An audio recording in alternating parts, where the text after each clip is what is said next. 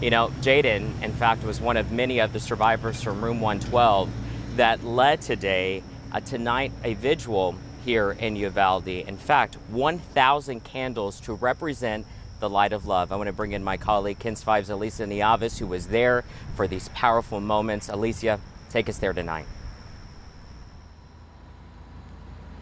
Henry, the candlelight looked so beautiful at sunset in Uvalde Memorial Park. More than 1,000 people packed the amphitheater, and the vigil opened its doors to the public, which meant people from out of town could go as well. We spoke with people from San Antonio who wanted to attend in show of solidarity.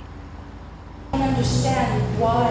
It started with a prayer. We're here to honor those that we lost so tragically. It's totally unnecessary.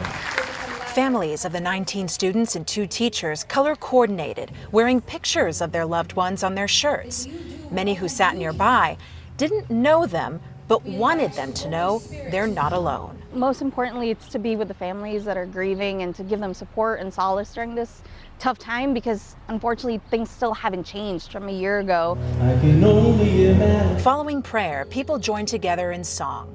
1 year later, the grieving process has still just begun, with hearts still broken for the 21 brave souls. You know some of them, you've seen them in stores, you've seen them with their mother, with their dads. They're all in heaven, all of them in heaven. The vigil also honored the other children and teachers across America who lost their lives to gun violence. I look at the families and what they're still fighting for, and the fact that we have gained so little, in a year, it just breaks my heart. Advocates say in year 2, they're taking their fight for change to gun laws to the federal level. I believe that the only way to heal this community is by the community. It's going to take everyday people, not just the ones that buried a child, but it's going to take everyone.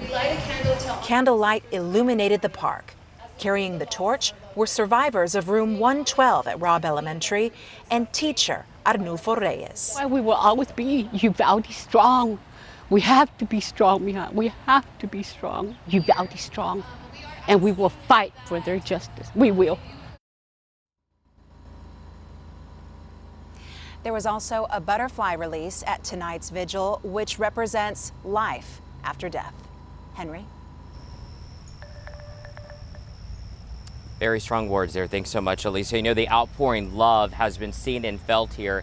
In fact, I actually met a couple right here hours ago who drove here to deliver something special to these families. I want to show you exactly what they made. So the couple is from Pleasanton. They drove here to Uvalde this morning to deliver these handmade crosses here. Each cross you see here was handmade and painted for all 21 victims. The husband and wife say this was a calling from up above to do this as we mark 1 year. Our conversation was here at the plaza, where at one point you felt the emotion from them. Take a listen. When I saw the news a year ago, it just tore me up. What should have been, should have done, what could have done. I felt for these families. Elia Priestley, who you heard there from, says she feels the family's hurt. She says these are memorial crosses with butterflies and hearts. She says this was God's work.